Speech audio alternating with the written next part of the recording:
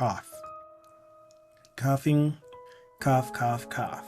I wish it was coffee instead. Hello, hello. Dizzy. Hello, hello, hello, and welcome to another One Line of Code. I am One Lion, and right now we're looking out a moving window in Michigan. We're going somewhere else though. That is nice. Now we're looking over the city skyline of Manhattan as of February 2024. Hi. Hello, welcome in. Welcome to another One Line of Code. I am One Lion, and this is loud music. This is code. It's good music at least, but it was still loud.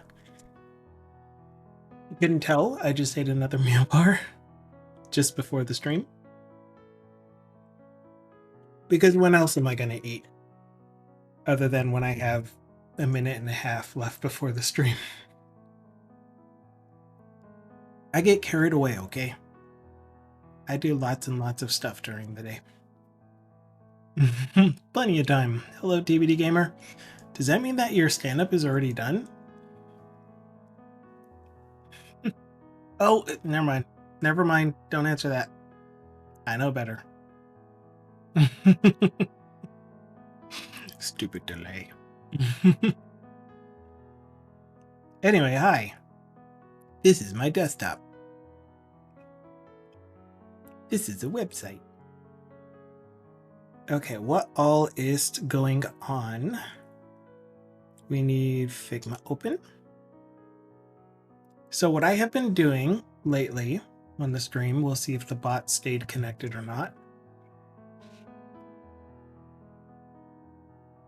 is nope.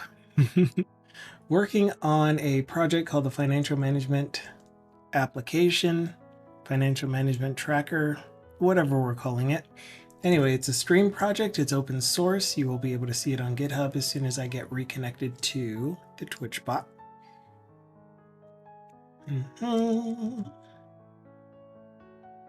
I'll be making a lot of faces while I get chocolate out of my cheeks. Have you ever gotten chocolate out of your cheeks? Have you ever had peanut butter stuck to the roof of your mouth?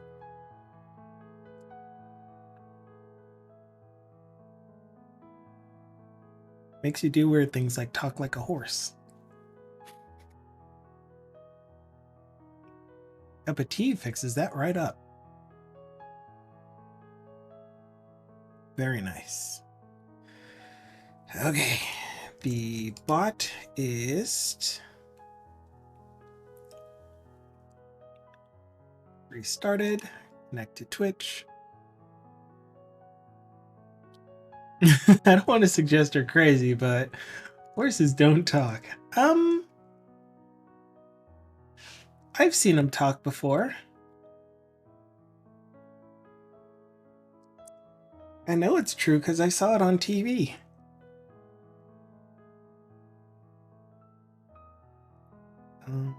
Thyrovius. So we are coming up with some crazy stuff that Thyrovius is doing, and we're learning more about one shoe and just all of it. It's all good stuff. I thought I opted out of that.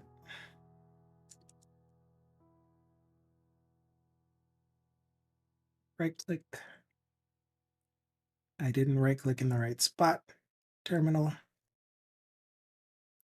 I will say hello fully as soon as everything gets started up.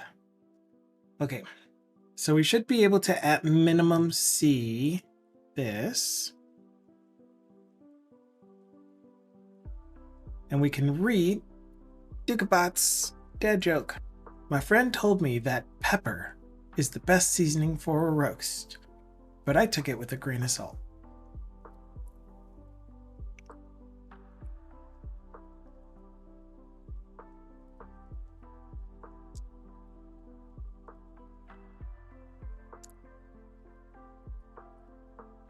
Ooh, I think I got the last piece of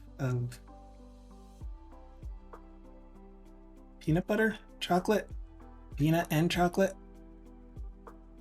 Oh my goodness. Phone, not today. Not today. I might just mute my phone today because I don't think I can handle notifications at the moment. This needs to close.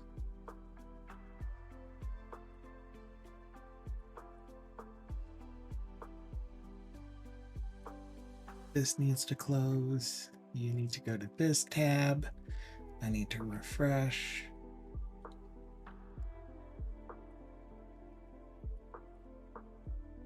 Load. When I'm streaming, I have to turn off notifications. Each one derails me. Well, I mean, it is going to be a common thing. Well, hopefully not too common, but it may be a common thing in future streams. Unfortunately, if I ignore text notifications for Wi-Fi, I'm in trouble, says TBD Gamer. Oh, I got hiccups suddenly. Because I plan on doing longer streams. I'm thinking the way that I'm gonna do it is I will do. I'm still tossing it up in the air, but I will do my normal stream time.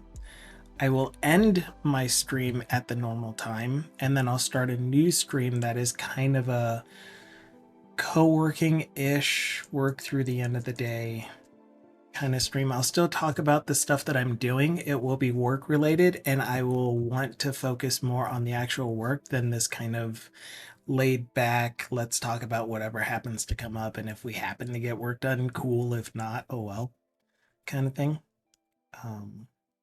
But I just know that there has been a lot more interest in seeing actual work products and actual work done during the day, but I also don't want to keep myself from getting work done.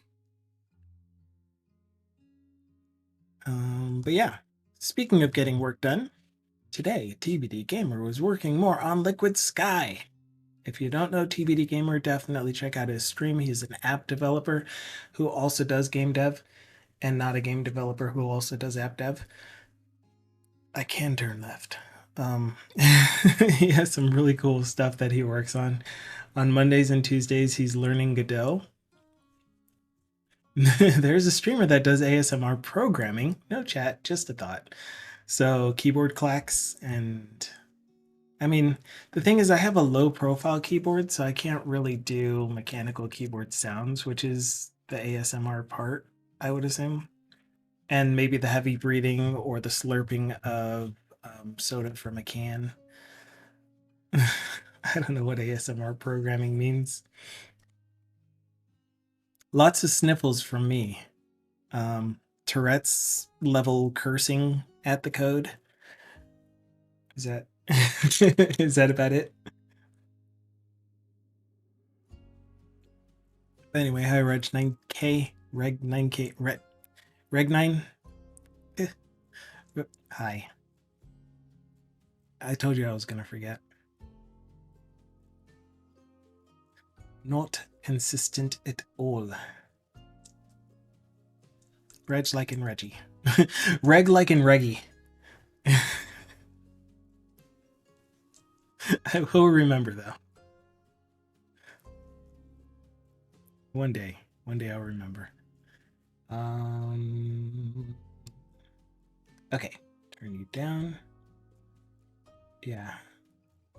I don't know, man. I kind of want to stream before the stream, but it doesn't make sense because that would be like 9 o'clock to 10:30, and then break off to do this type of format of a stream, and then break off and then do my workday format of the stream again. So I don't know. We'll figure something out, won't we?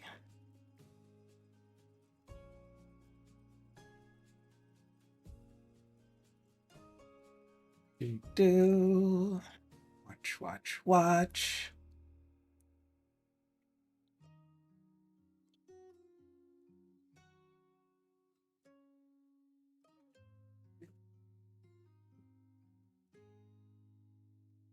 And click. Okay, we can officially get started. Um, I don't know. It's a mixed bag, TBD. But TBD is saying if I had the chance to work on my platform stuff, I would absolutely stream 8 to 10 hours a day. I would love that. I'd get so much done. Whoa! I just started lurking on your stream again, Andreas. Oh man, thank you so much for the raid. I'll respond to that shortly. Shout out to Andreas Sastev. Check him out. Oh no, we still have 59 hours before we can shout him out. I mean, 59 minutes because Dukasoft just beat me to it. I still see your little ducky on my multi-stream though. I love it. I love it all. It's so cool. I'll have to find out someone else to put in that spot. So how are you? I hope you're well. What were you working on today? I have most recently seen you, oh no, completely blanking out because I'm trying to do too much at the same time. Let's put someone in this slot. Let's put this person in this open slot now. Oh man, so many good streamers streaming at the moment. I only have 4 slots that I use when I lurk on other people's streams. And the habit that I've gotten into lately makes it kind of difficult for me to actively lurk on very many people's stream anymore. So I'm usually over there in the morning and working on my work products stuff, sitting over there, which is away from this computer. And this is the computer that I'm most comfortable at because I have multiple screens and that one is only one big screen. So I'm really focused on mostly doing work first thing in the morning. No sleep at all. And then when I come over here, I'm switching all of my streams that I was watching on that screen over there to my extra monitor over here, and then setting up the stream setup stuff for all of the streaming. But anyway, Andreas said, I learned how to auto-generate code for me as I built my own wrapper for Lucid icons. What are loose? I'm going to assume they're pronounced lucid, but it's spelled like Lucid.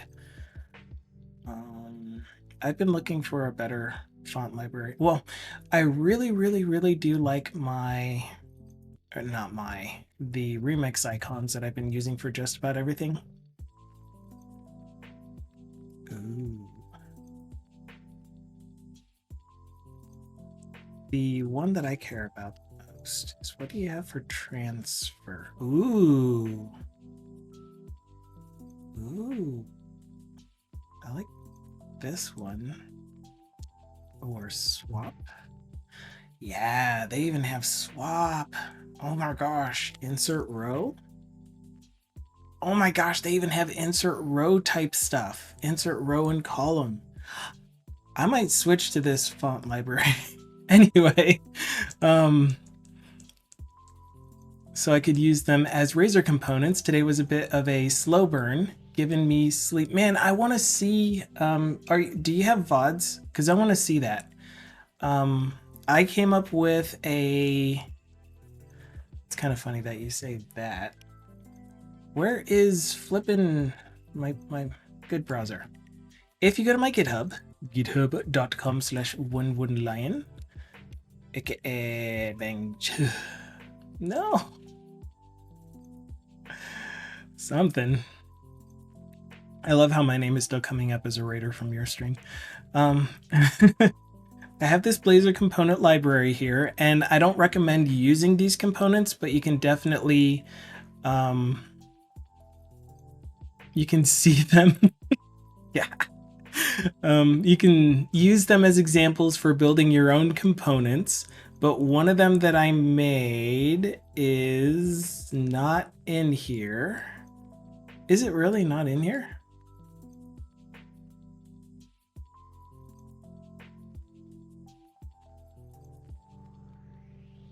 Yes, it is. Okay, so it's in a branch currently called cleanup card component. And and I need to update all this stuff. No, please do promote all of your stuff. You are very welcome to. You're an amazing person. I love watching you work on your stuff, hanging out on your stream. You have an amazing community. Just awesomeness all around. But I don't even have the full thing implemented, do I? The way that I'm doing my icons to make a Blazor wrapper on the icons that I use is I have a single icon markup in an icon razor component that is icon wrapper and then the class name for whatever you want to add to it. And then I'm thinking in library, I have my enum that says which icons. Oh man, this is done so differently than the icons that I do.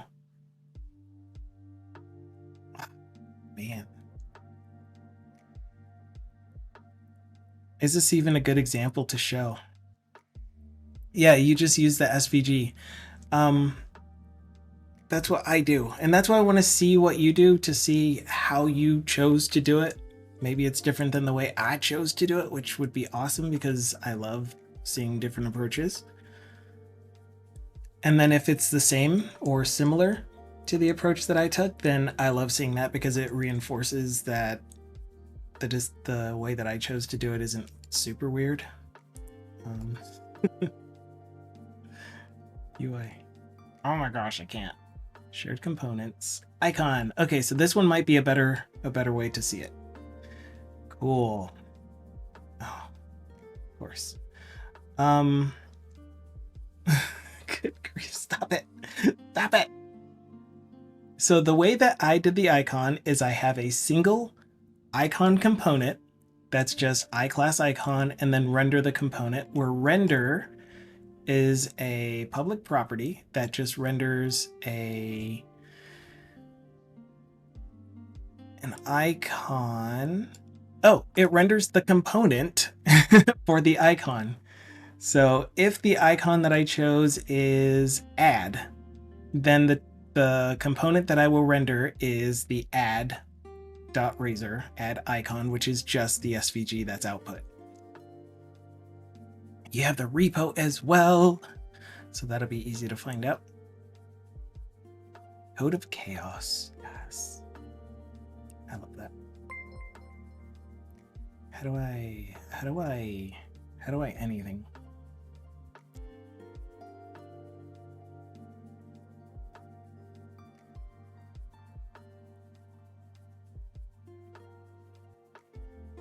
Okay, I do need to catch up on all the things that you're typing, but thank you so much for the follows, Dan Garrep and Volmancer. Really appreciate that. I am trying to look for your components that you ended up using, which is generators. Yeah, that's the other thing that I was starting to do too. So I think you took the approach that I wanted to take, which is instead of,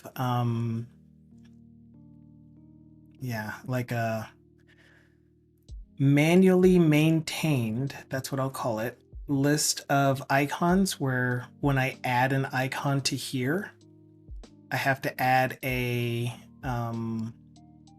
enum for it, and then reference the type of, and then add it to my extension method that says here, or no, never mind, it's a generic extension method. So yeah, anyway, I still have to add an enum and the razor component. But what I'm really wanting to do, it'll be in lucidicon.razor. Cool, I'll check that out.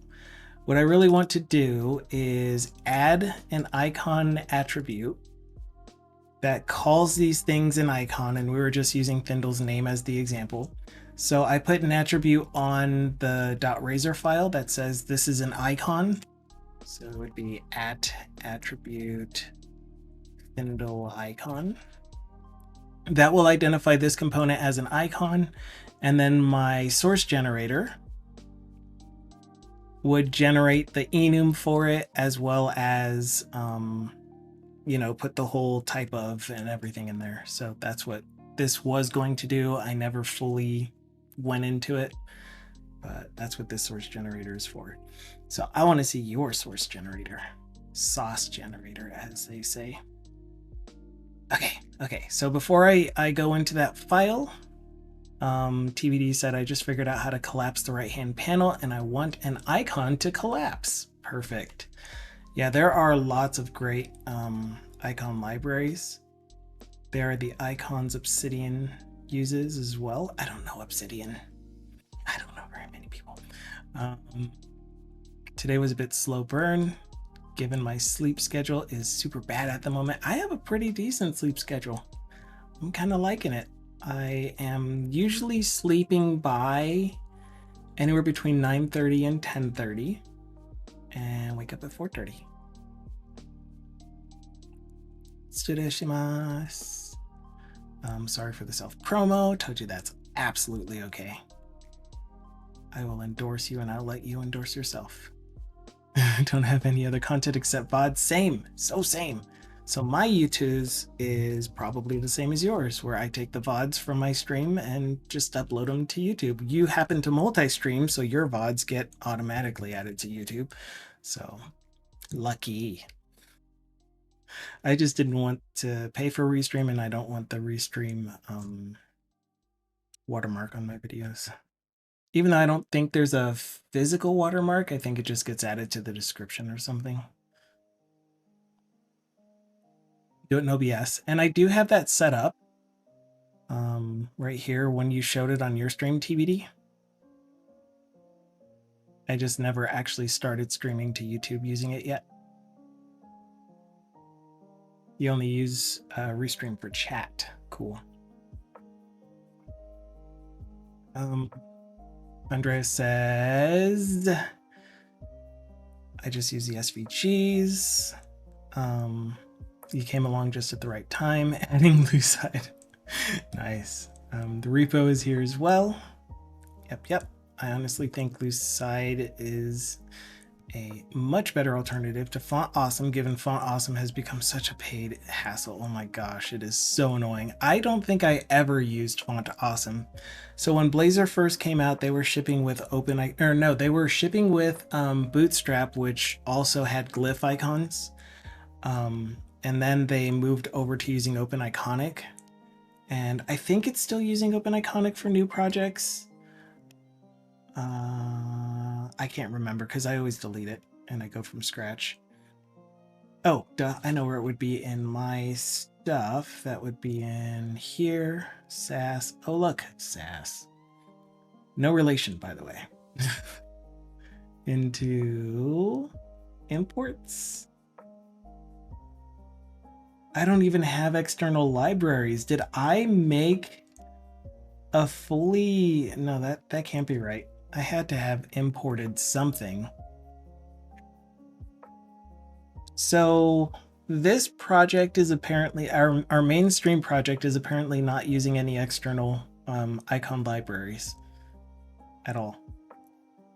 Normally I have an external libraries SAS file that has my imports for remix icons. Sometimes I use material, fonts, different fonts that I might use in the app. Those would all be here. Okay. ¿Qué más? All right, we're going to lucidicon.razor, which we find here. I put actually lucid. Okay, so you have an SVG and the only thing that you put in the Razor file is or whatever you're importing is the markup itself. That way they all have the same SVG container no matter what. Whereas in mine, if you saw add.razor, I put the entire SVG markup. That way each one of them controls their own viewport, essentially. It's just, I'm careful to make sure that I don't include a width and height on it, which I just did. But I keep the view box the size of the icon that it should be. And then I can use CSS to change the width and height. But typically they will be, fill will be current. Yeah, this doesn't even look anything like the final solution that I came up with in my work product for how to do icons. And this one, I was just showing that you can use Unicode characters for icons as well. So my Razor markup for that is just the Unicode character. And then trash can is an SVG. Still doesn't look the way that I would have done it. I would have something on here like, what colors does this thing take, and does it use fill? Does it use stroke? And if it does, then it will inherit those base CSS classes, which will just have the rule for defining a CSS variable for fill and stroke. Otherwise, style fill would be current color, and stroke would also be current color. And I wouldn't use this. Oh, I've done so much differently now.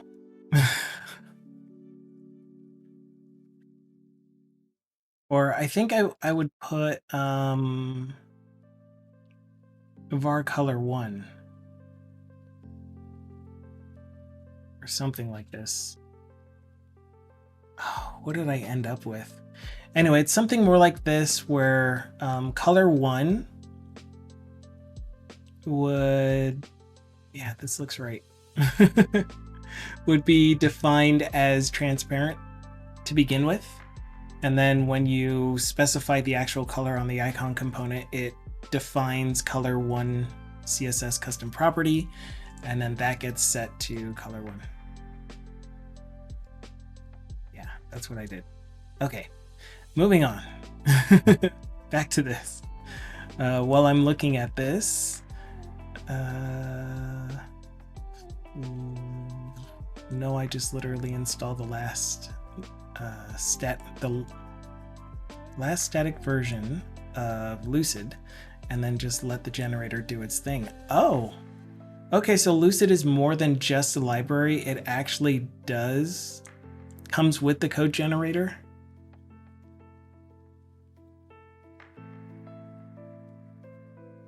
It's very confusing. Forgive me for not understanding. And then Andreas said, Obsidian.markdown, the best note-taking tool ever, which I am definitely not making my own plugin for, that allows you to assign specific colors to tags and more. Not doing that at all.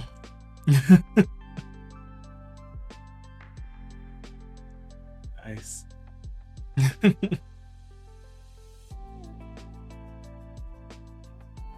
All this is making me want to learn more Blazor. Also, thanks to Andreas for the great icon repo link. Absolutely. Yeah, I think I might be switching over to Lucid once I learn how to pronounce it. But at the moment, we aren't doing any, should I say that out loud? Make everyone just run away. At the moment, we aren't really doing coding. We're not gaming. We're not doing anything else crazy. Kinda. I'll leave it at that. I use Stream Elements multi-chat for chat, which I hope to replace with my own solution in a bit. Yeah, I mean, like, I am pretty close to that. So this is my Blazor bot. Here's all of my, whatever this is called. And I use OBS chat to monitor chat, the chat panel. And that's why I haven't really set too much else up. It's because that's enough for me to use. But I also have the Twitch dashboard, streamer dashboard down there. But on this screen, it would be easy enough to just have a little chat input that when I chat to it, it outputs to YouTube and Twitch. Oh man. And then anyone that posts in Twitch it would get received by this thing and it would just echo it to YouTube and then vice versa. I can't believe I kept that straight. I almost said the same one both times. Am I gonna catch up? Oh man, and Andreas just subbed. Thank you so much. Oh wait, no, you got gifted a sub. Well, thank you, anonymous gifter, for your anonymous gift to Andreas. Blazor is awesome. I never understood web dev given it was so messy, but now I love web dev. That's really cool. I am super excited that you love Blazor. I want to continue. An anonymous gifter. Thanks for the sub. I'm glad that you are getting into it, and I will certainly continue talking up Blazor. I know that there are plenty of reasons to not choose Blazor, but I'm certainly enjoying it. I guess for those of you that are new here, what we will be working on in the future, I'm going to increase the length of my streams. Well, this portion of the stream is going to remain the same. It's going to be a 2-hour break in the middle of my day, maybe shifted a little bit earlier. But we're going to have a regular stream working on what we're currently working on until that's done. And then for the rest of the day, I will be doing my regular day job, but streaming it, which I used to do all the time. And you can see those, you can't see those videos. They are all hidden. Yuto Studio. I can't believe you're going there on stream. But back in the day, I used to have 7-8 hour streams where I streamed my job all day long. Until I got a new job and I wasn't able to stream my day job anymore. So then I started streaming 2 hours a day while still working my day job and then working extra stuff at night too. Oh, it was a lot. It was a lot. But we're back to working just one job and streaming 2 hours Monday, Wednesday, Friday, where Mondays and Wednesdays are working on our community project, which right now the thing we're doing for the community project is redesigning it. So we're working a lot in Figma currently. And we are close to the end of redesigning the landing page. Right now, this is what it looks like for ultra wide. I need to come up with some background stuff. These are going to change as we make changes to the components themselves. Here, as we start redesigning the data entry pages and all of this stuff. So those are going to update here. I need something different to do with this section. And then in the last stream, we were talking about what should be bigger as far as calling attention to it. This button here doesn't stand out very much as a call to action button. So looking at doing something to make that more visible.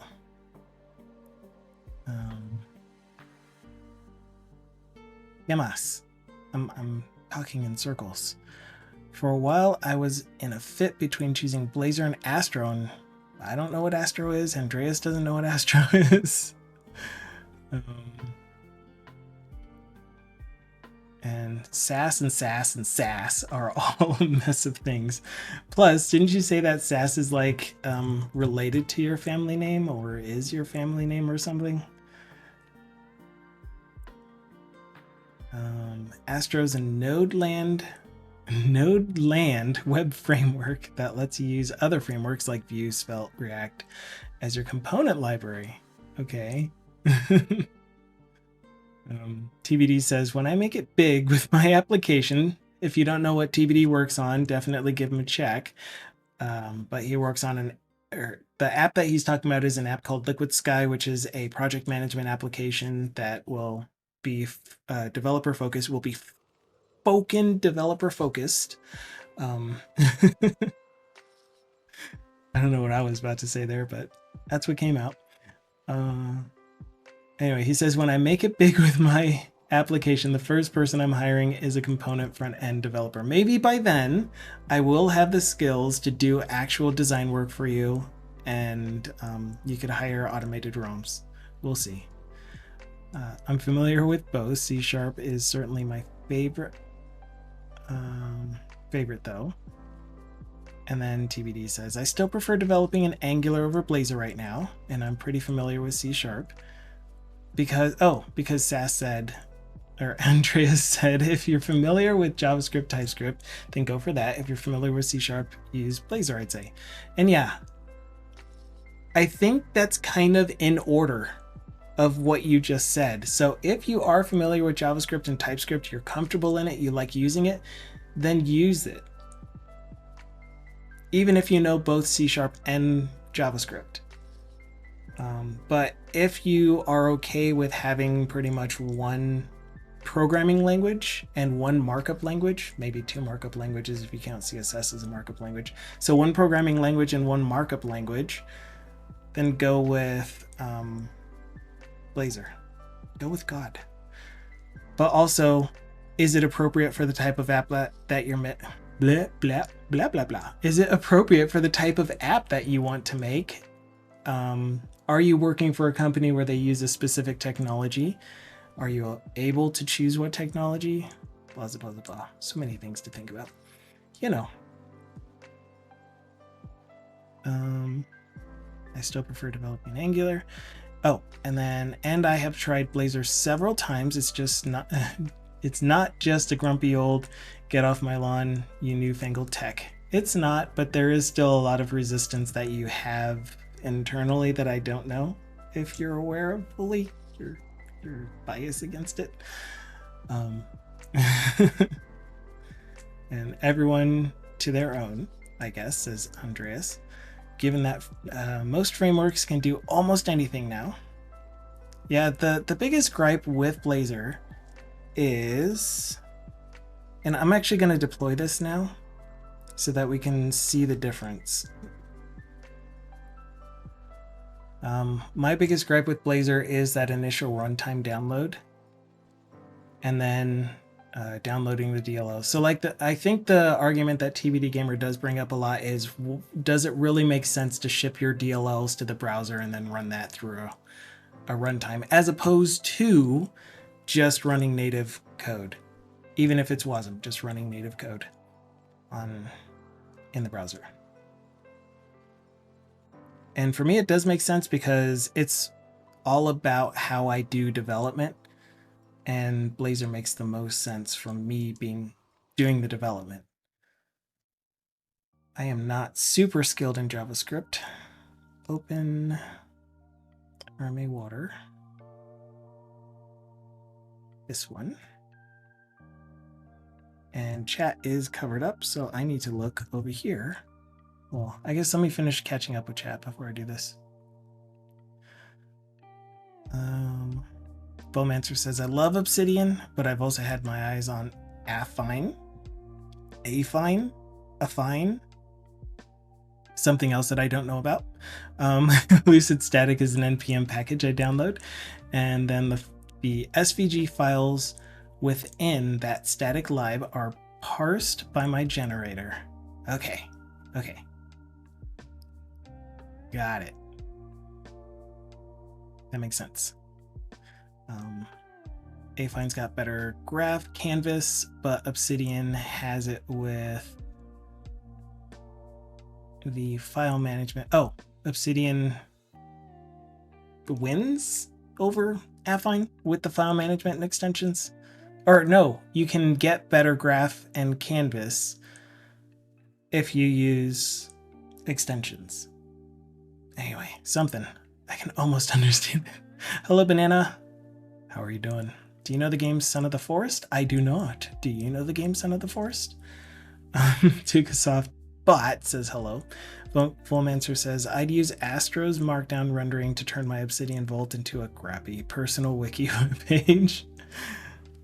And then TBD Gamer says, I did make WDW in Blazor to give my biases a chance.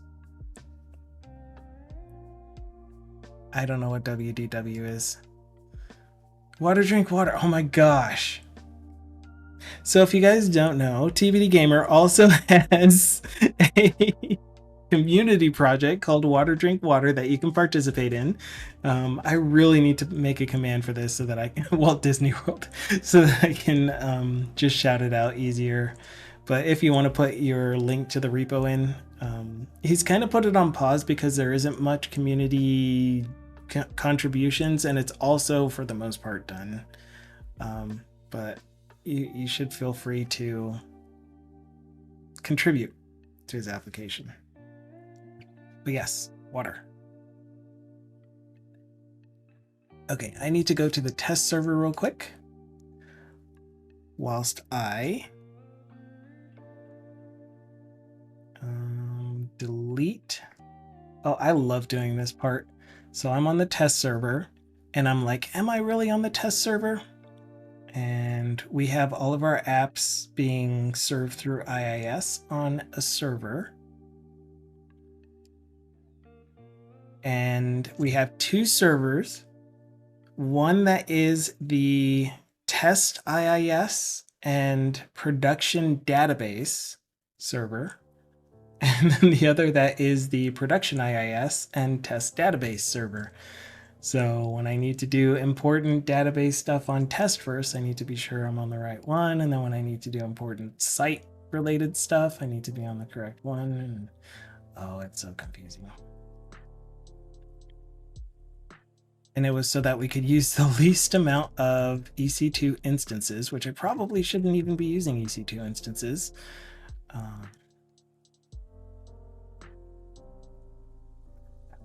But I pretty much did a lift and shift when we went to the cloud. Okay, RMA water. We can now delete the backup, paste the current version in there. And I don't even need to do this part anymore because I have releases in the pipeline that, oh man, Deflex is here. I have releases in the pipeline that I could redeploy if something goes terribly wrong. So I don't need to back it up on disk anymore. But it's just habit. Start. Okay, what I am going to do is manually publish the .NET 8 version of this application that I'm going to talk about. And shortly, right click. Publish, and you can't see this stuff because I'm doing it off screen because server names and blah blah blah.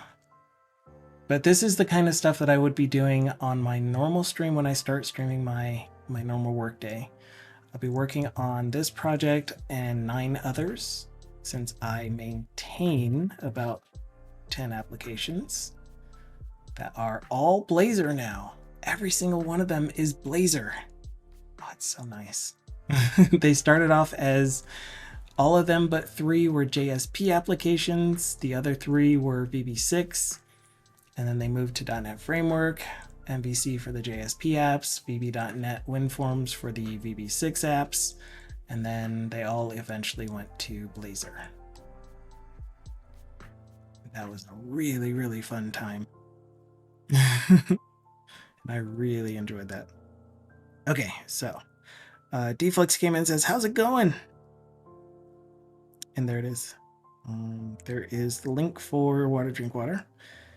TBD Gamer said, this is where I like the ability to label color the connections so it's obvious what is prod versus test. Yeah, and I'm just using remote desktop, so I don't know if that's even possible. Deflex is here. Quick, everyone hide! I had a second interview for the Blazor job. Yes. How'd it go? So it's promising. And yeah, I think well. Awesome. And do they need any other developers, says TBD Gamer?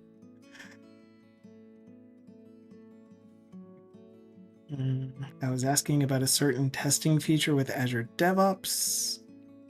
Blazor is greater than PHP. I mean, yeah.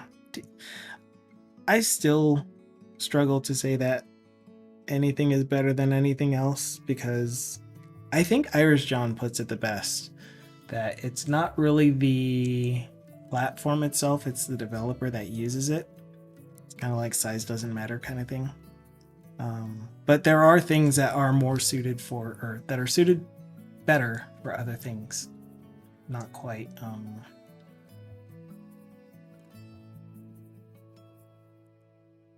Like I wouldn't do, actually I would. I wouldn't do everything in Blazor. Although I really do think that's a lie. Okay, here's what I'm trying to show. Go over here. F12. I said F12. Dock to the bottom.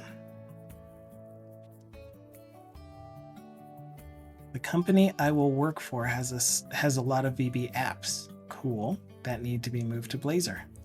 That sounds like a lot of fun. Sounds like a lot of fun. Asking the challenging questions. Hopefully they passed.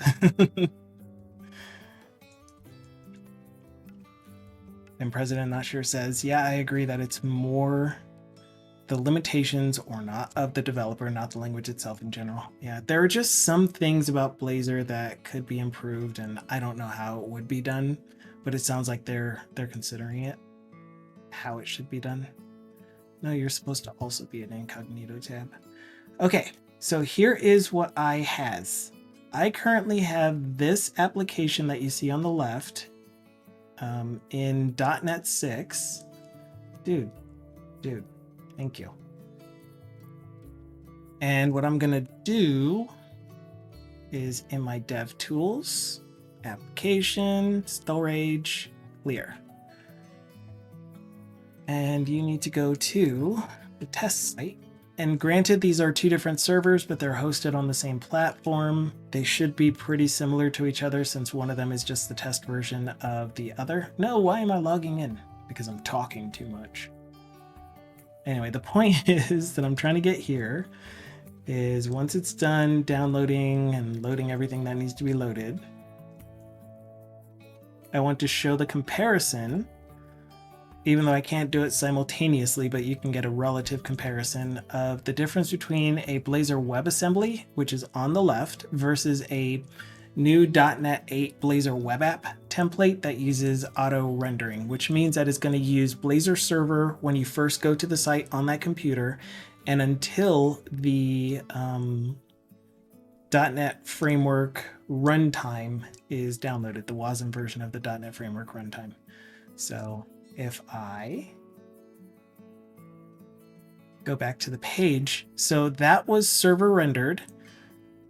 It's going to be server rendered anytime for the login. And then on the left, this is also server rendered. So instantaneous. They both happen at the same time.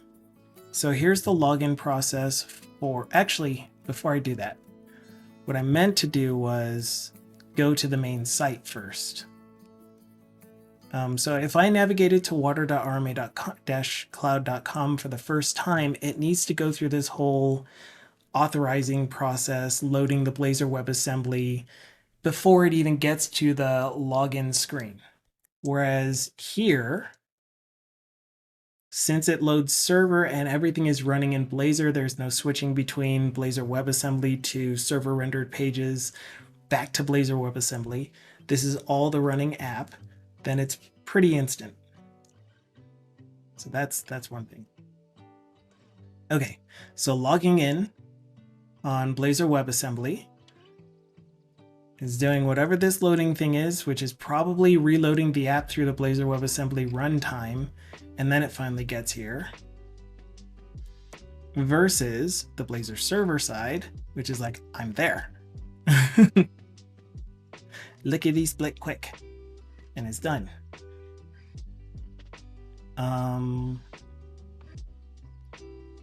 So then I guess like at this point, I'm running Blazor server on this one. And then that one over there is still using Blazor WebAssembly all the time, no matter what.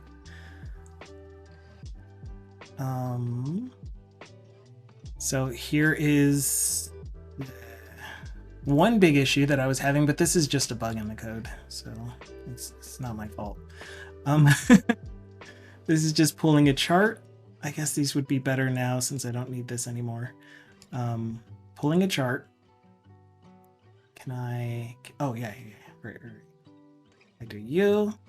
I do you, and then we do, nope. We do you. And put you all the way across. Okay. It's another stack so you can see a little bit better. Running the charts, again, pretty fast. But I don't know, this one just runs so much faster on the first run. And then the second run is essentially just running Blazor WebAssembly from that point on. I guess I should do the same chart. I don't have the same chart, same site set. But yeah, from here, everything is pretty much the same. But this time when I reload, so let's say that I logged out, I went to some other page, and then I came back. So now it's using Blazor WebAssembly because it has already loaded the runtime. Are you like zoomed in or something? No, this is just what it looks like on 1080. But it's still lickety split fast. It's amazing how fast it is, even when switching from Blazor server to Blazor WebAssembly, whereas every single time this one has to do whatever this loading thing is, the authorizing, and then finally it's up. So I don't know. I'm just really happy with the .NET 8 version, and I want to push this .NET 8 version to production already, but it hasn't been tested, and I'm sure there are some quirks that I'm just not seeing. Okay, enough of that. Back to chat. If I'm being honest, if I want to throw an application together these days with a front end, I'm picking up Blazor first. Oh, cool. I got stuck on some of the technical aspects, but if I was building something more meaningful eventually, that would get easier. True. Yeah, resources crept up fast. Always 20.5 megs on Wasm, and used to be 3.5 megs before login. 23.3 after. That's crazy. That's insane. These things happen. Yeah, I mean, you're shipping your entire app to the browser,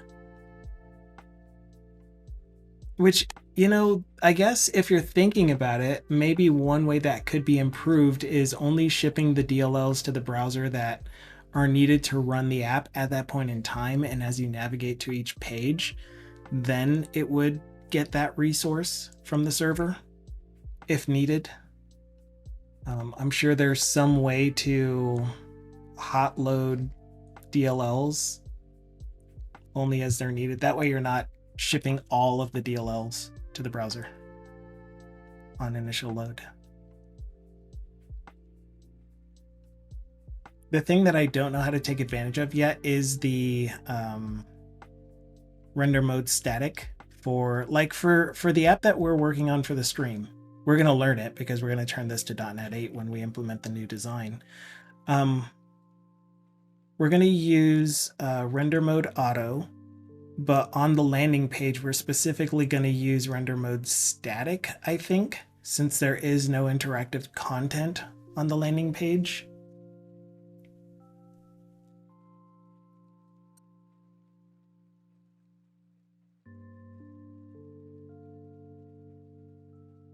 Yeah. We'll find out. We'll decide there. I don't know why I just pushed the button. My finger spazzed. But yeah, okay. So we learned about Andreas Sasdev's use of Lucid Icon that he was doing in a stream today. Speaking of, if you guys have never actually seen a stream of his, this is what he looks like. I thought like, hey, implement this with AI, but no, you're not gonna do it, you piece of shit. No, fuck you. Okay then. What do you have here? Close the. I have tacos. What do you have here? Anyway, really fun stream. Definitely check him out. We'll also do a clip shout out for TBD Gamer. Who did you actually go in and clean up your clips? Their confidence in me, so they went out and hired somebody else and made me work with them to hand over the code, and they managed it, and they basically ripped it all apart and said, oh, I have to redo it all, and it harmed me even though I'd gone off and done it in my spare time, I just didn't have, I wasn't meeting their expectations. And yeah,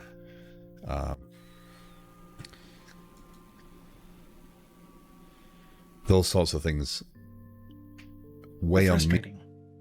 They're frustrating and they hurt, and they're hard to deal with. It is useful, yeah, absolutely, definitely useful. And if I played more than 30 seconds of it, unless that was the whole clip, you can definitely see where people would benefit from hearing that. It's like they see a professional developer that had a project and had to turn it over and was affected by it. And it's a real thing. It happens. You're not alone. And then the person came in and said, you know what? I don't want to use any of this code. I want to redo all of it.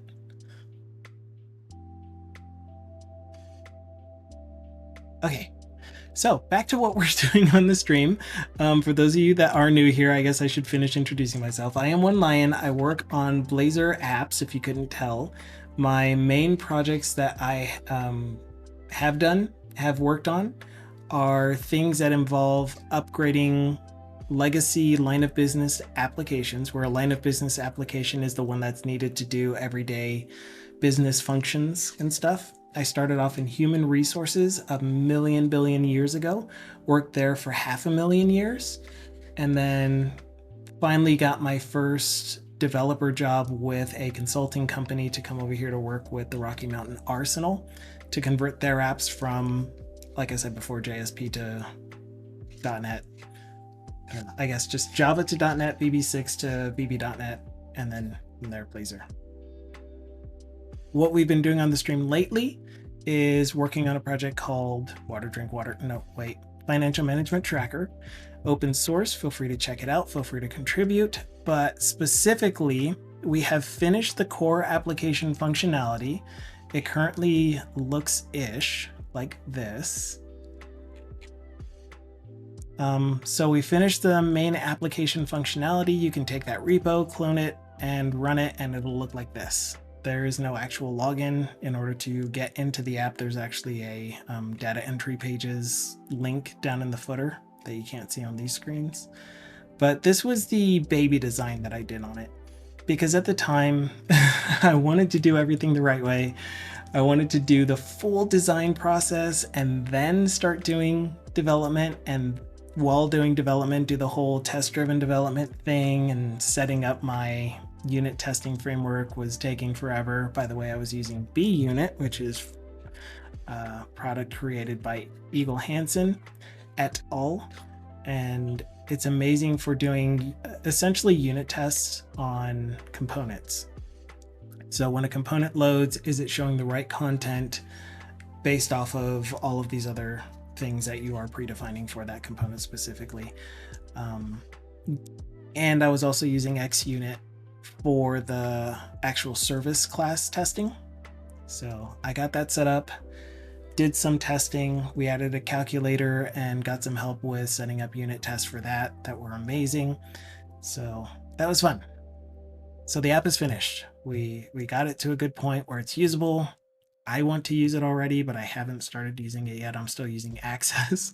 And yeah, I guess I should say that too. This app came from a need of my own, kind of selfish of me, where I'm using Microsoft Access to track all of my financial transactions, because I like to do that manually to see where my money is going, to see what I'm spending money on. But I'm like, I'm a Blazor developer and I've had this thing since 2013. Why is this not a web app yet? Or even a desktop app using Maui? I can do UI. I can do application functionality now. So anyway, we finished the app. It works, but it's ugly, in my opinion. So then I started redesigning the app, and that's where we're at now. We're playing the role of a UI designer that was hired by a company that had an existing application that they're like, we love how this works, but it's ugly. We want a facelift on it. We want people to want to use this. So this is where we're at. This is where we're at with our current redesign of the landing page. And I'm trying to figure out what to do with mashed potatoes with this section here and this section here. And then I like the footer. I'm going to leave it as it is. Yeah. Keep in mind that the actual size of this is this size. So this is to scale. It's just that the current container that this is in is a ultra wide. So what it should look like is this one here. On this monitor specifically, that is 1080p. So this is what the landing page would look like when you get to it, and then you scroll through it.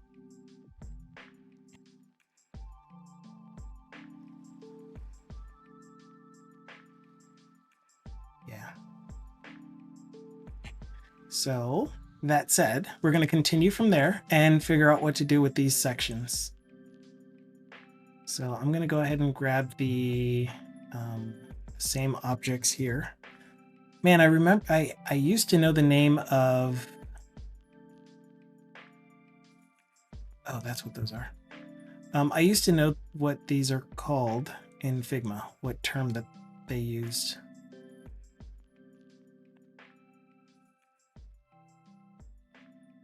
Oh, Alt. Hold Alt. Oh, in the footer. Oh, get the footer.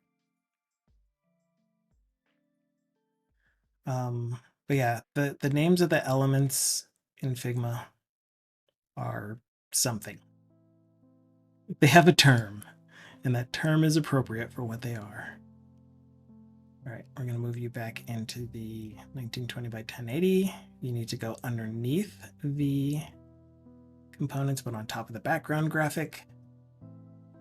We need to place you a little bit gooder.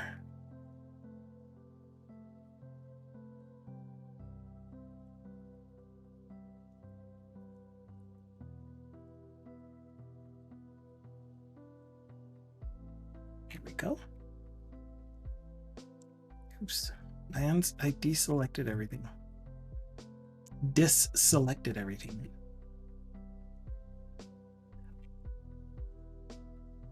Okay, that means that we can resize you. Resize you.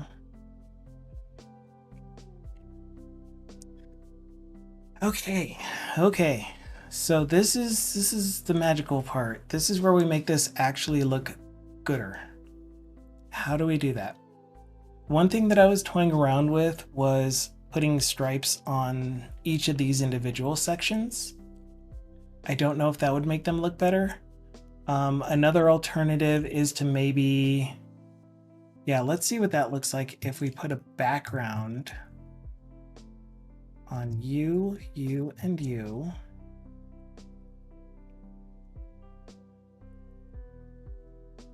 And I am open to suggestions about this section currently. Stay on task.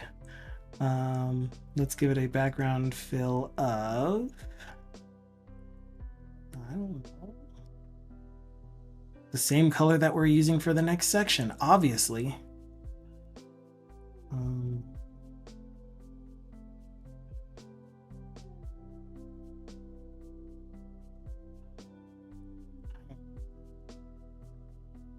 Yeah, I think the content, the text content would do better with a padding to the left of it, but the picture should stay fixed where it is.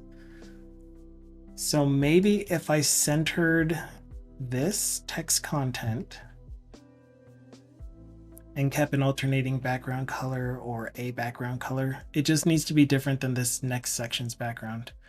I usually use the shaded background color thing. Yeah. I have been trying to avoid that because that does make things look like it's from the 90s.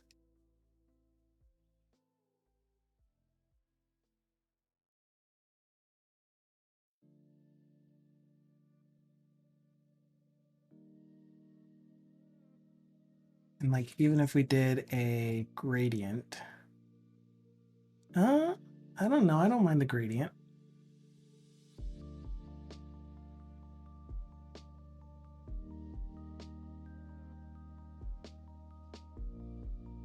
Yeah, so let's see. Give me a right margin of 24. And then you two get a left margin of 24. I mean, I showed you guys that I am essentially a 90s UI designer. I could probably come up with some pretty decent UI that worked in 1998, 2003, maybe.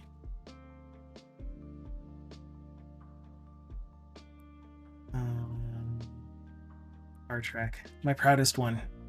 It's beautiful. A thank you, a thank you.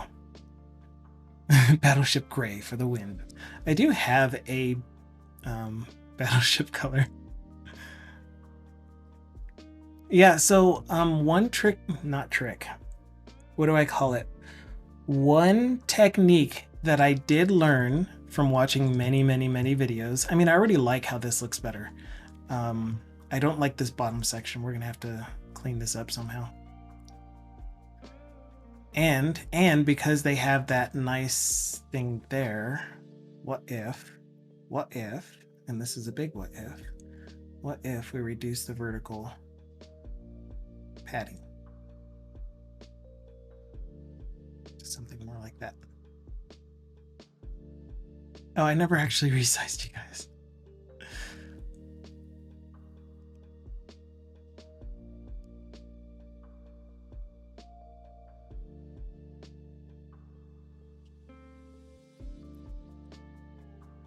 Six things at a time.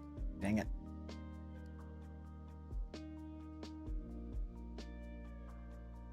Oh. Squish.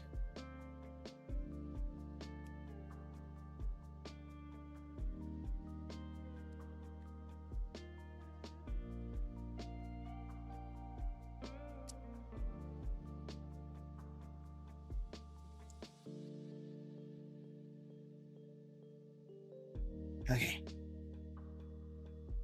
I am kind of liking this better. So maybe I'll apply it to this up here.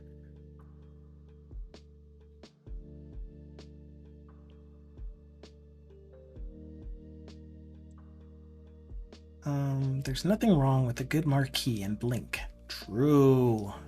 So true that it's false.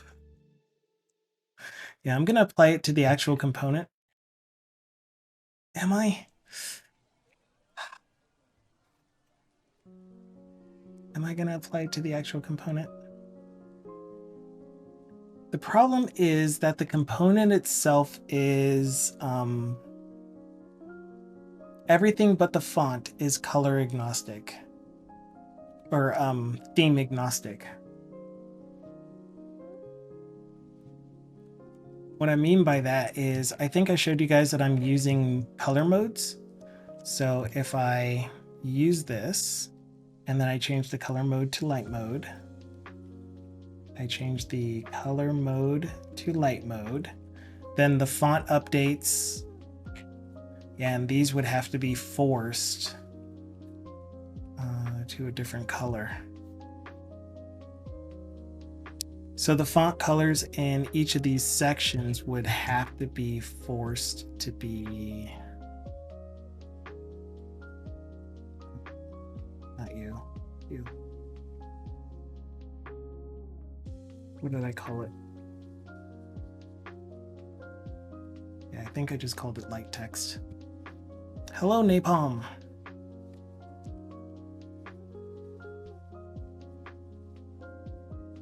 And then because light mode, then this section background, the section background in light mode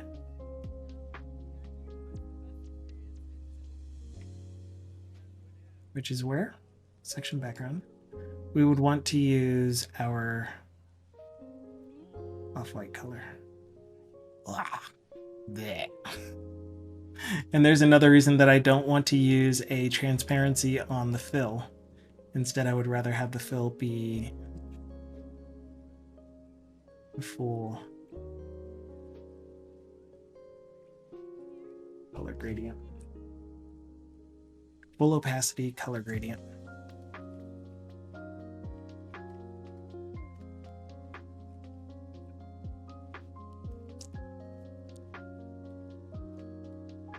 I don't know. Does that look okay-ish? Because if that's the case, then I can apply the color gradient to all three of these. I think I might want to reverse the gradient for the second one.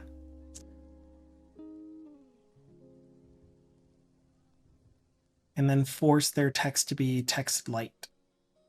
And then I'd have to do the same. Well, I mean, I think I still have to do the same for up here anyway.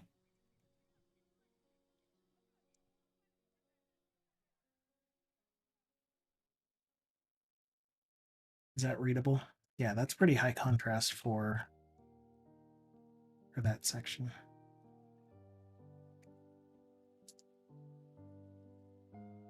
I don't mind that.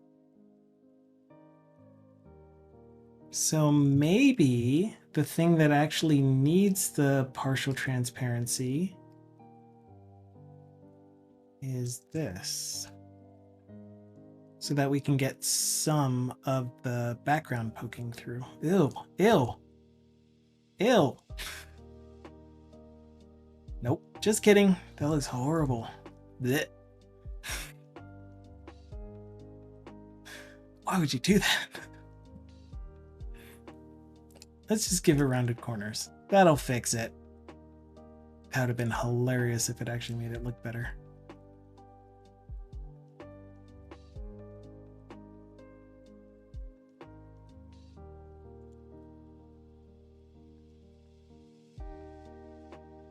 There's something to it. I don't know what, but there is something to it. Kind of iPhone-ish, I guess. Oh, yeah.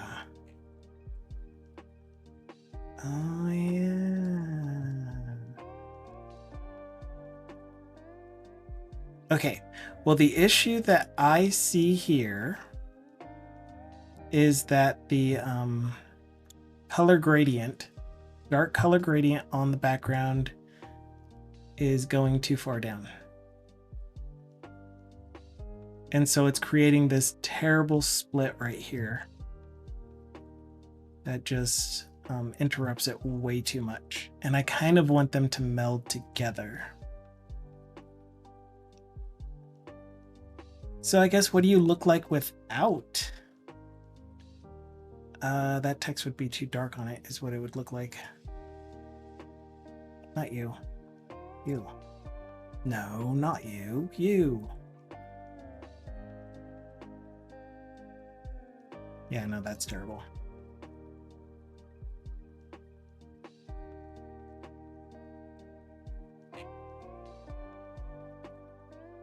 Okay, so the point is that I am going to apply to you, and you, whatever. Instead of primary text, we're going to change you to, who's got a fill of primary text?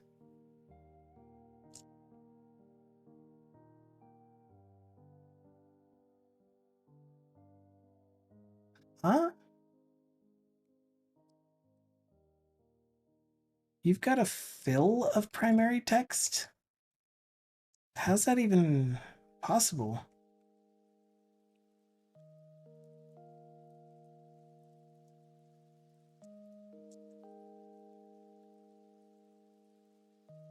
Anyway, selection colors. You're going to be text light no matter what. And each of you, oh, right, I was going to turn this into a style.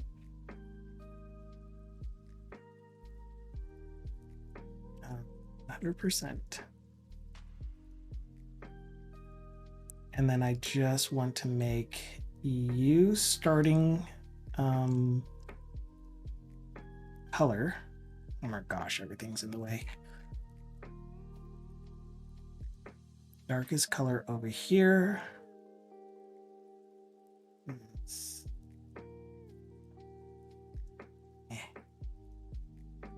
This one.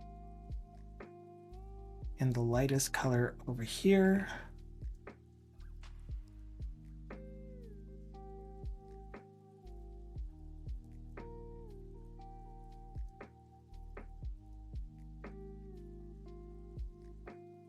That does not look like that big of a difference, but it's the difference that I wanted. So anyway, that is going to be my color style.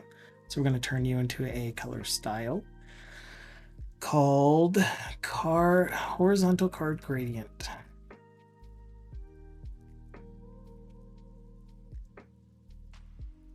Create. That way I can apply it to fill for you. Actually, I'm going to apply it to the fill for all of them and then invert the one in the middle. Fill, libraries. Do the styles show? Yeah, they show up in a different section. Horizontal card gradient, and then we'll break you and swap. Although I think that's what this button does. Can I just do that? Is that a thing that I could just do? Oops. That is kind of pretty. But no. Can we swap? Did that actually just swap my gradient for me without breaking it? No, I think it broke it. But whatever, that's what I want. And finally, you are going to have a right padding of 24. That's top and bottom. Nice try though. And you two are going to have a left padding of 24.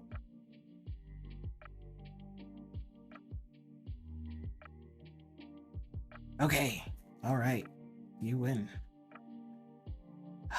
That looks terrible on ultra wide. Why do ultra wides have to be a thing?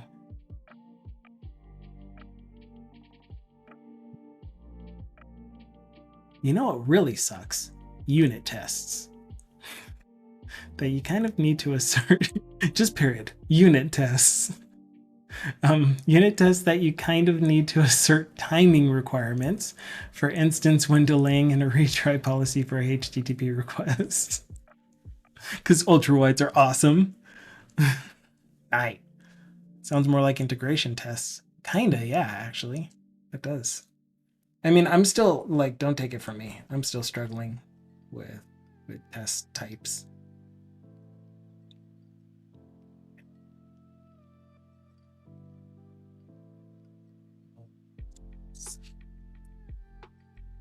Awesome.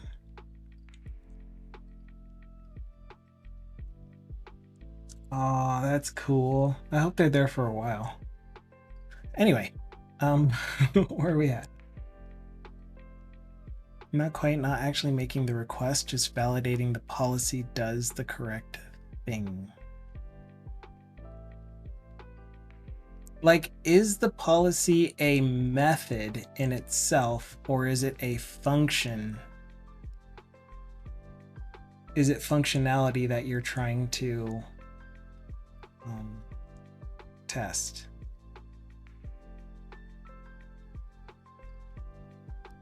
It is a method.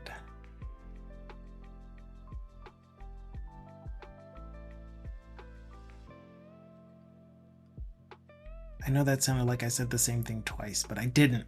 Dang it.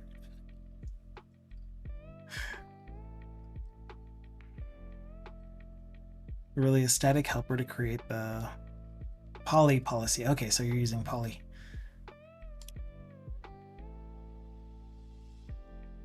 All right, the gap between these needs to be something smaller.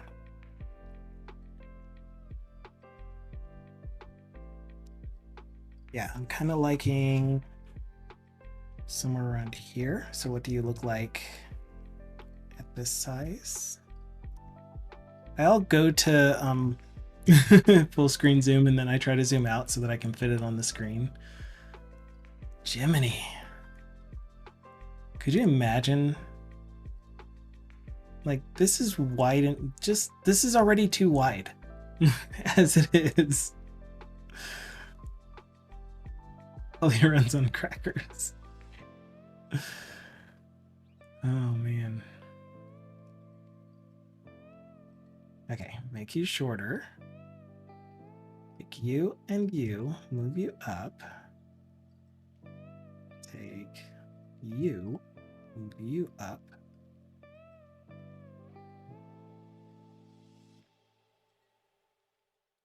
Everything still looks okay. All right then. I need this to reset. And I don't like that big of a gap. Do I like that big of a gap? I don't like that big of a gap. Does it make sense for you? Kind of.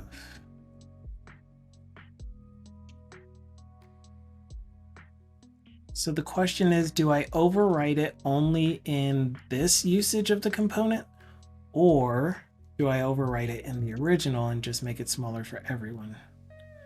And this bottom padding definitely looks bad with that. Oh my gosh. Bottom padding will need to be the same as the gap. So yeah, I guess.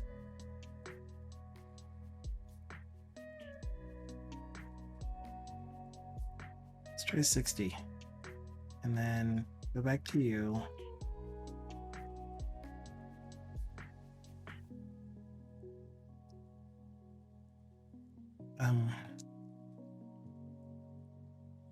Whoa. Whoa. I look away and there's actual chat. Didn't even need Dukabot for that one. Ouch. I just heard tell. I haven't heard that phrase in a long time. I just heard tell that .NET 8 has inside the box functionality for what Poly does in their HTTP client. Like, we're just going to get that for free when we upgrade to .NET 8. That'd be nice. It's not as robust. Yes and no, certain policies, sure.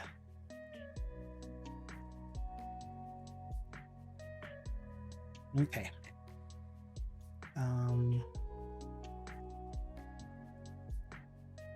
Yeah, it's really hard when you're looking at it at a full screen and you can see all of the content at once. But if you're scrolling through and then you get to the bottom, and then the bottom has... Oops.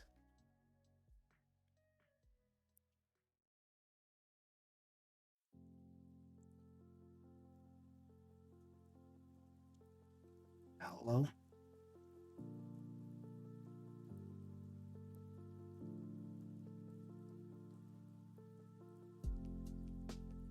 Yeah, good.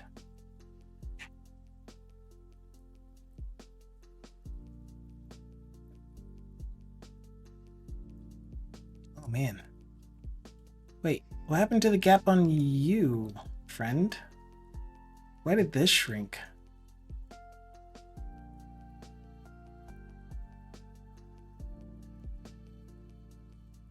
Oh my goodness, just let me snap. Thank you.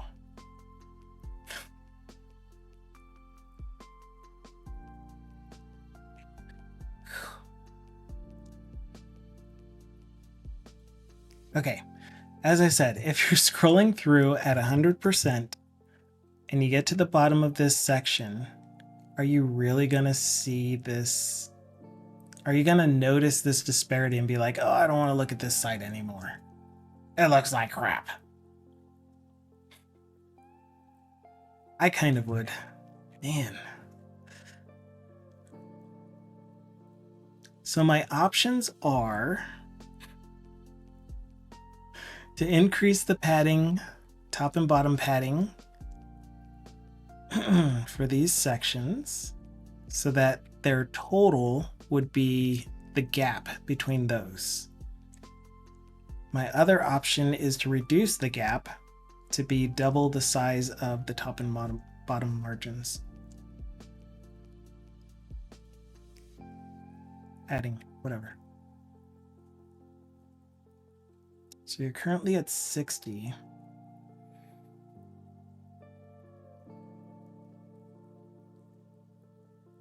And if we made you 30?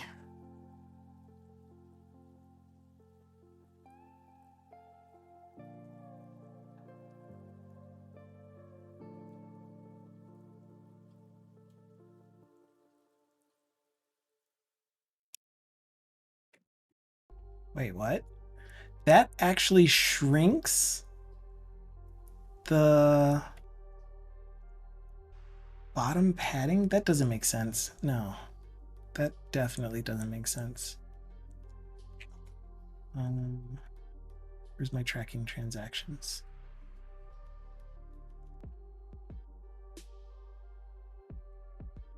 You're on crack?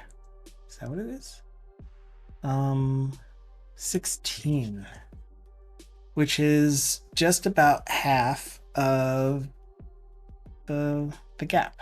So I would need to make the gap 32 if I wanted to do exact half. Why not?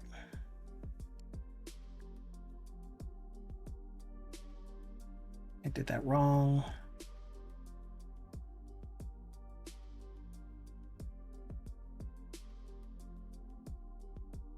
How do I get this gap? What was I doing to fix this gap?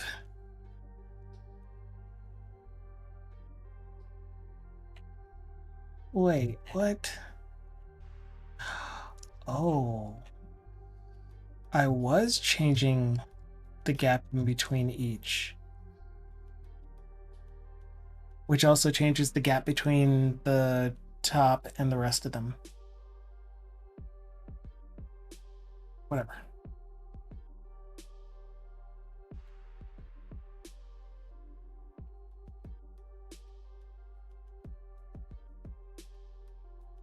But yeah, that means that this thing is wrong. Why aren't you? Oh, there it is.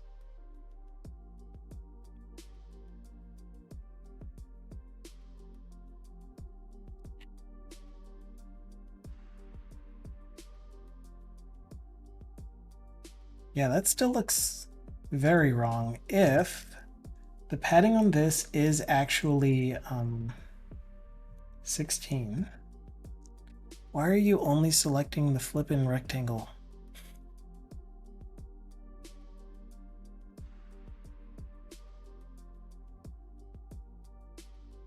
The top and bottom is 32.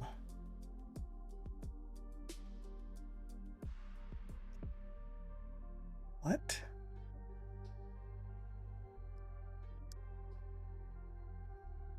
Interesting. Okay. So let's change that to 32. Maybe that was my issue the whole time. The padding on this is 16.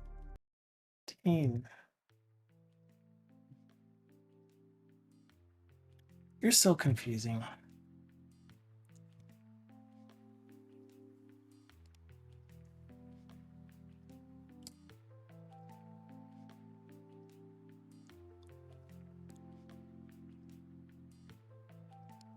Why can't I reset the changes?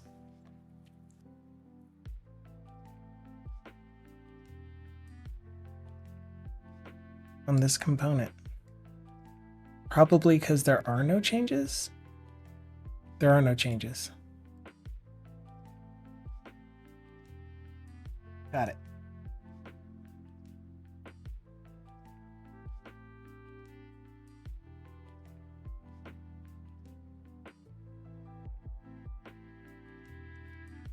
Let me get this thing down just a little bit lower.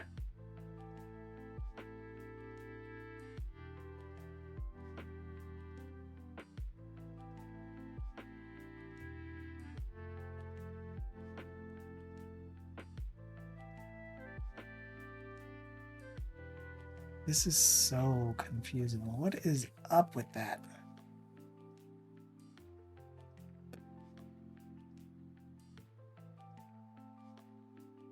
Thing on bottom definitely does not look like 32. But it is. Alright, we're just going with it. We're going with it.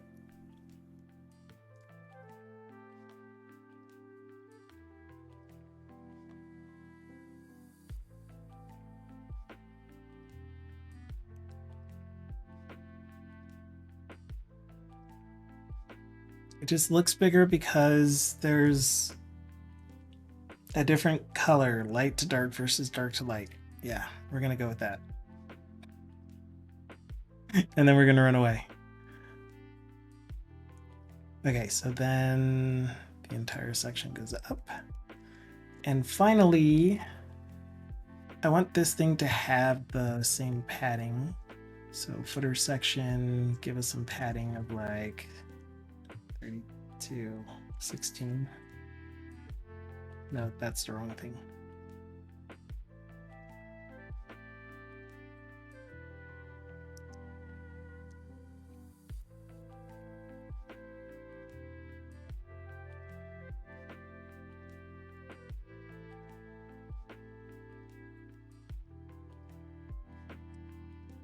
Wait, what are you snapping to now?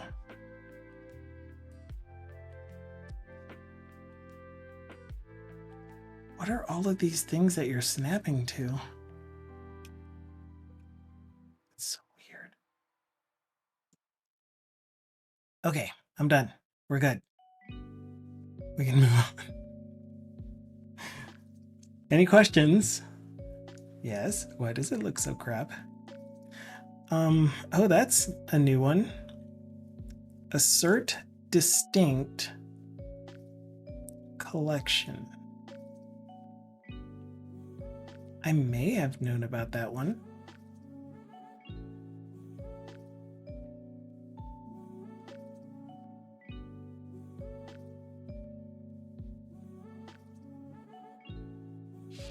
Nope.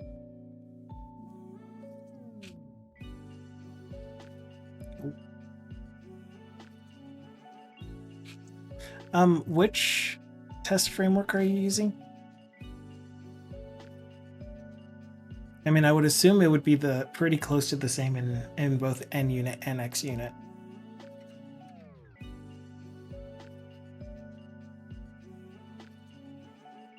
I'm using XUnit too.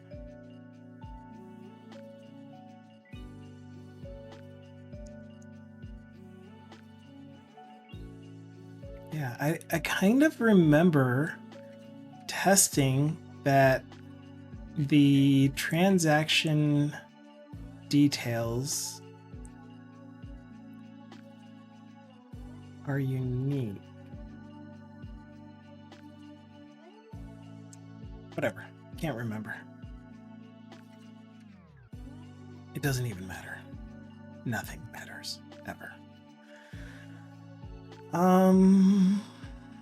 All right, what else looks odd about this? I'm starting to not like only having 24 pixels on the text edge. So let's change that to 32, since that's what everything else seems to want to be.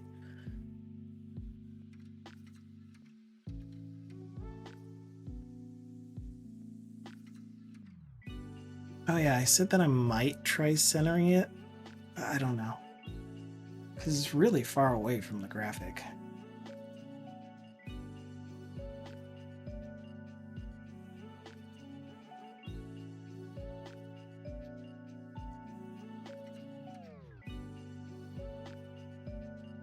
Whoa, dude. What happened? Did I not position this one at all? I think I just didn't position this one. I'm sure it's obvious. I'm just very much dialed into using assert.isNull or not null, and assert true and assert equal. I didn't think it was obvious, and I mean that honestly.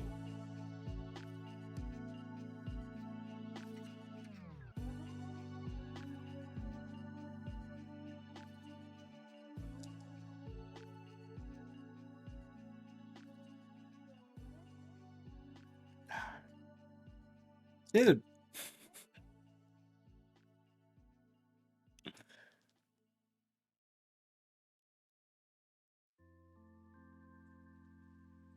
There.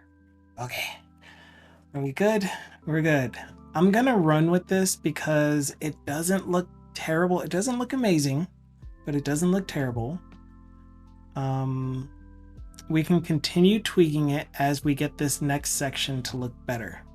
So what can I do with the next section to make it match the previous section, but in a complementary way instead of being exactly the same?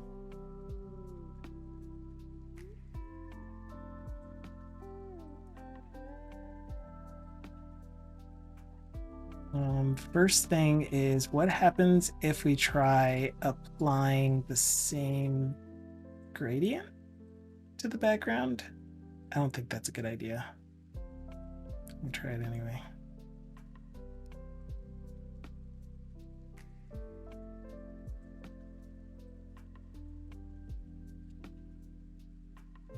These need to be named too.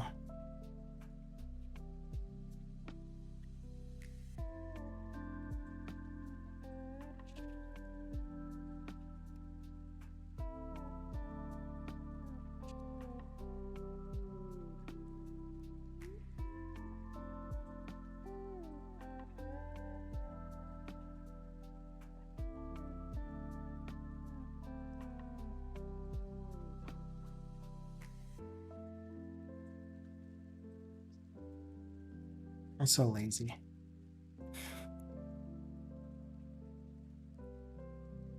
No. I think those drew it backwards now. Dang it. Hello, Scooby Snacks. I have seen you around. How are you doing? Hope you're having a fantastic Wednesday. Today's Wednesday. You know what happens on Wednesdays? I'm doing fantastic. Wednesdays are taco days. Taco days are the best.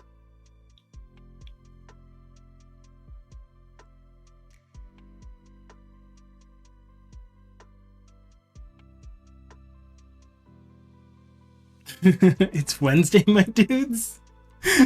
Question mark? Yeah, kind of lose track of the days on occasion. I try to help you though. I know that a lot of people that are interested in this type of content typically don't keep track of the day of the week. And so I try to help if it's helpful at all. What is this Taco Tuesday everyone keeps saying? That's just such a weird thing. Taco Tuesday is not a thing. Thank you so much for the follow, Sandwich. Happy Friday and welcome in. It is not a thing. You made it up.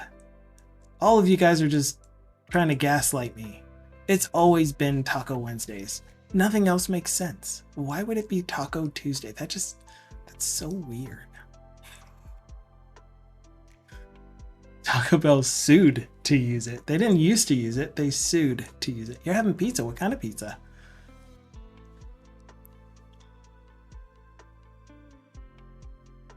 Oh my gosh. Would that be cool? We'll get to that. I don't care. You just made this up. You're a developer, TBD Gamer. I know you can spoof CNN's articles. I know you can.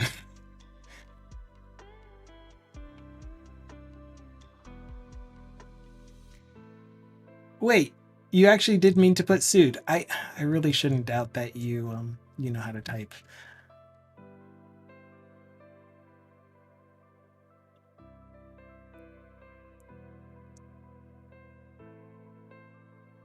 It was a purposeful thing. And why is this light mode? Why in the world? Like everything else is nice and dark. You don't even have a toggle to switch to dark mode.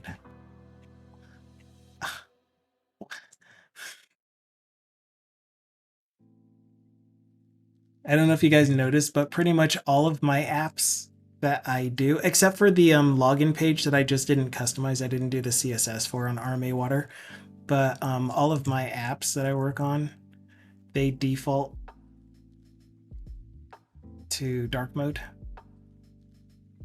Except when I've logged into it before and it's light mode.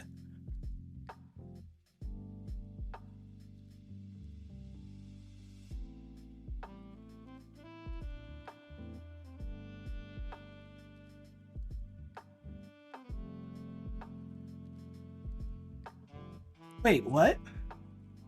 That's not right.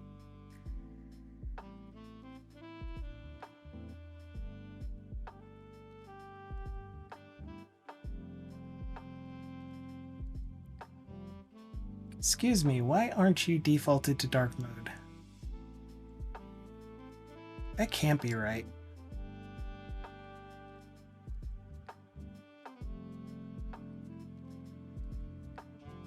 Because this app doesn't have a dark mode? No way. No, it's just that my CSS is broken or something. Yeah, there's a dark mode toggler. So why are you broken? Dear sir or madam, where is this top margin / padding coming from?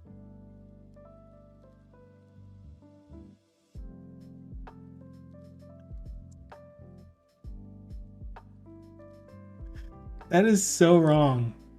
That is just super duper wrong.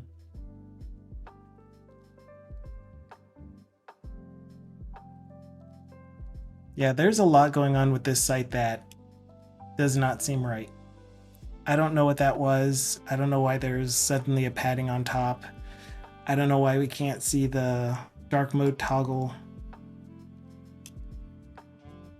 What do you look like on massive screen? Yeah, still can't see it. It's very confusing. It's very, very confusing. We'll get to that app. I probably won't get to that app until I start streaming my work product anyway. So I think you'll like it. Love the dirt background. So the problem with this image is that it's like ultra high def. And I didn't get the different scaling versions so that, you know, it pulls the right version each time. This does not even feel like Chrome anymore.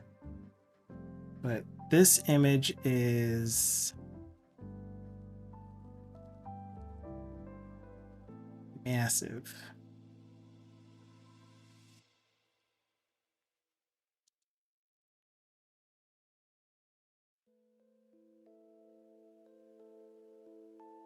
Live stream, random notes. Excuse me, tell me about you. Oh, why'd you open way over here?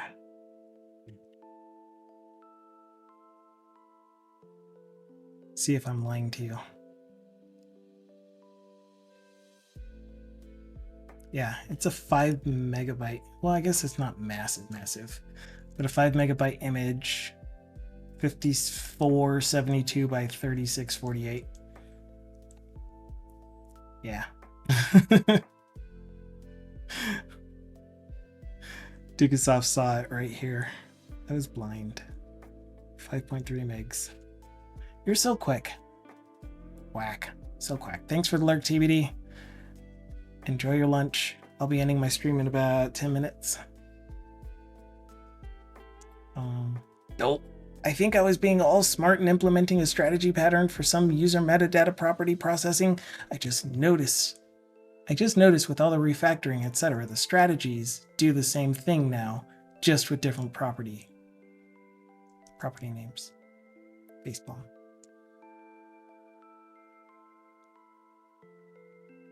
Yeah, I remember when we picked this together, though. I just never got the scaled down version.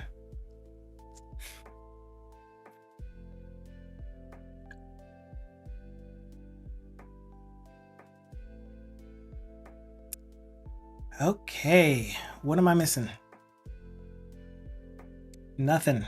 We're moving forward is what we're doing. And we're making pretty good progress. I like it. I like it. I think it'll look better when we figure out what to do with this bottom section here. So here's what I'm going to do. I'm going to take this. Nope. Yes, yes. Oh, I was in the middle of doing a thing. Footer background. Pasta. I'm gonna take these three here. And I am going to turn them into components because I'm lame like that. I will call each of these section background.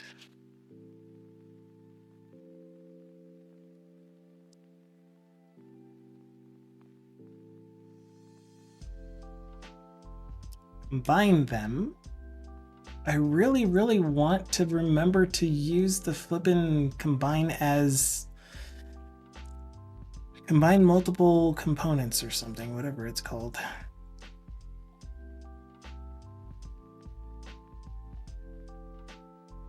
Oh, I went the wrong way is what happened.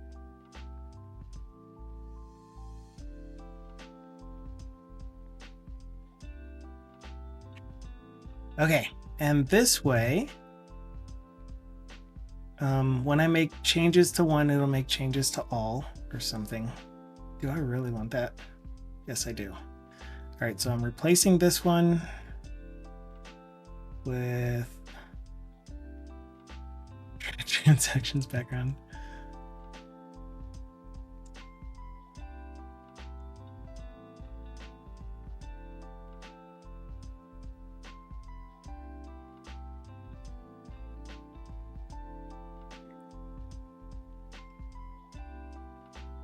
And also you.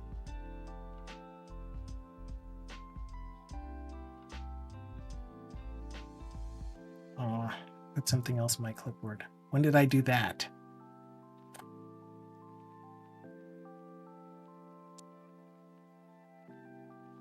No. You. Place you. Thank you. Place you.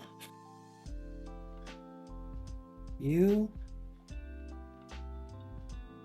Why is this being so difficult?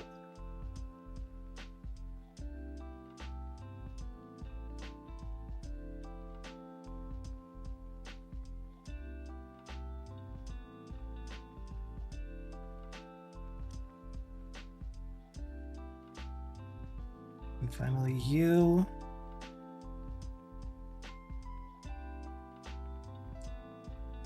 Place you. You. Place you.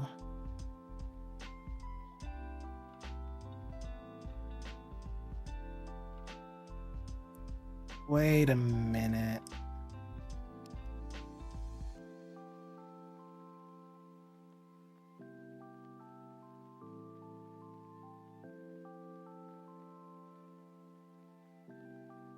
Yeah, that's what I just named it wrong.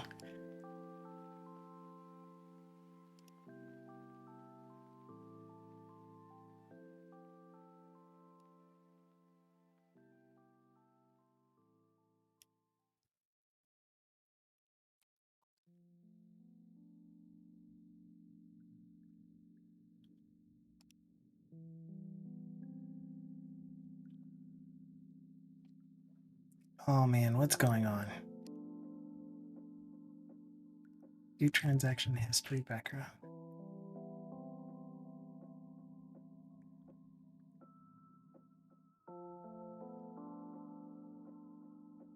Okay, let me just make sure that I did paste in the correct thing. You are only the background, right? Yes. Okay. And then you need to embiggen, and you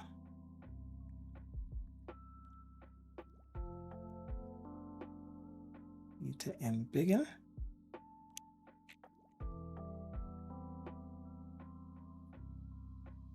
Okay, a little better, little by little.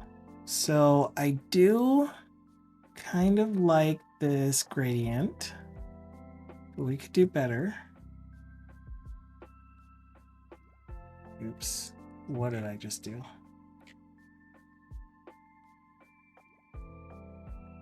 But at the same time, I don't really want a gradient, do I?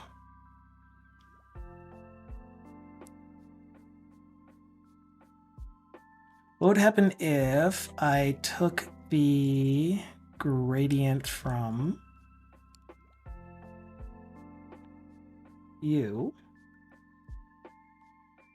turned you into a zap dark to transparent, vertical dark to transparent, and applied that to, I would need a new rectangle.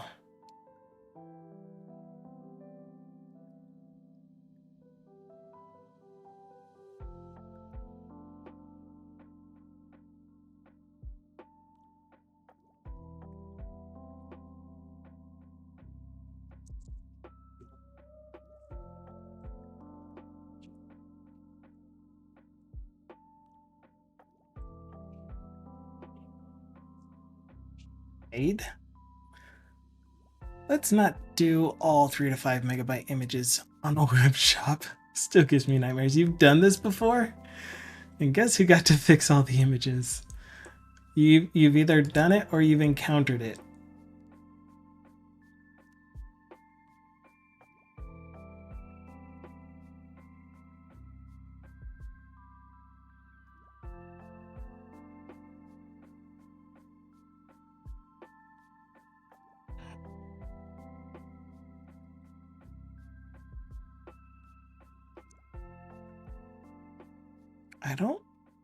I don't know how I feel about that.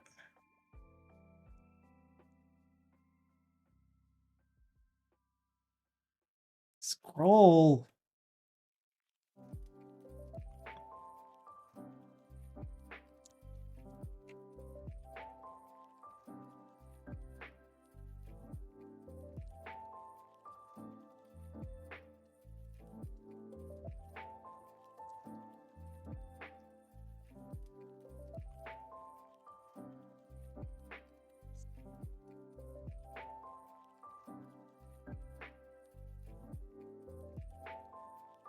It's over 9,000! It is.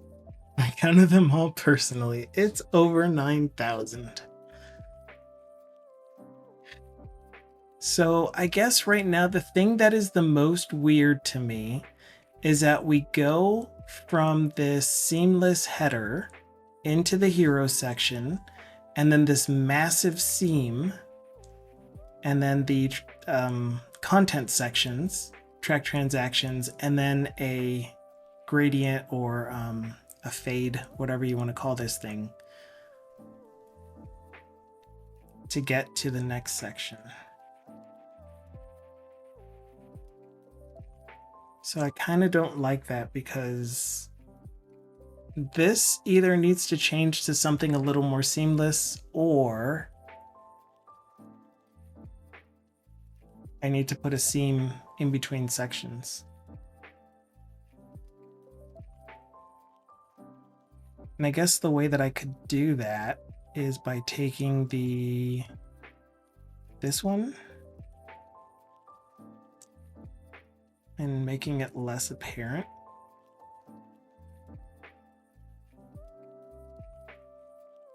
That way it's still a soft seam, but a seam nonetheless. And then this background doesn't look plain.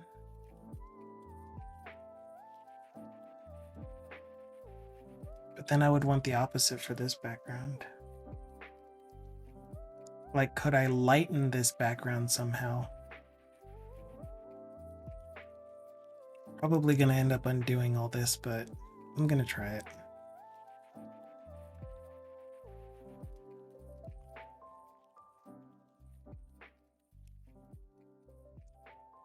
Wait, why did you end up? It should be here.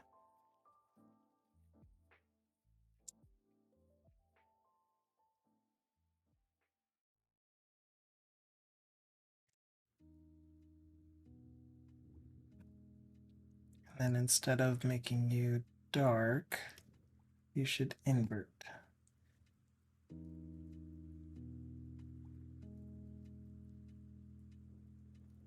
I need you to be rainbow bright.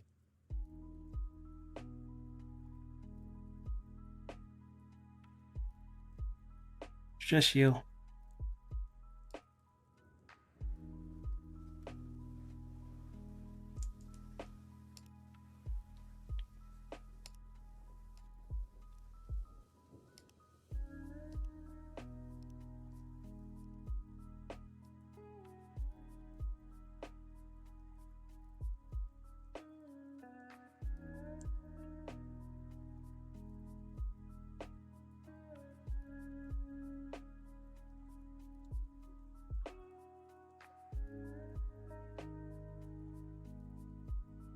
And then make the whole thing.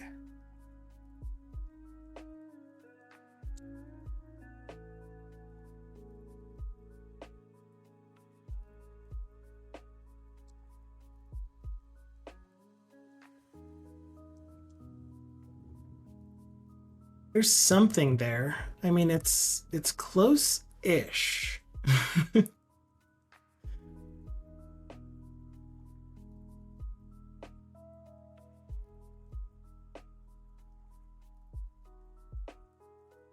Yeah. We're almost there. I'm sure we can find something that's going to work for these backgrounds.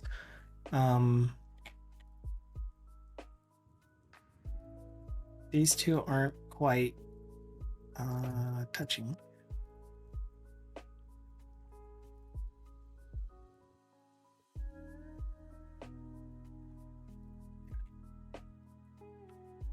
But we'll figure it out. We'll get there. So that's going to be it for our stream today. It has been an amazing, wonderful time with you guys. If quiet, but I like quiet. Do you guys want to go to a mineral mine museum? That's kind of where I want to go. If you don't want to go to a mineral mine museum, you don't have to. However, I will be /rating. Oh, let me go to this screen so I can do all of the ending stuff. We'll be rating science streams. Hudugasoft is modding and lurking on most likely. Although, are they ending?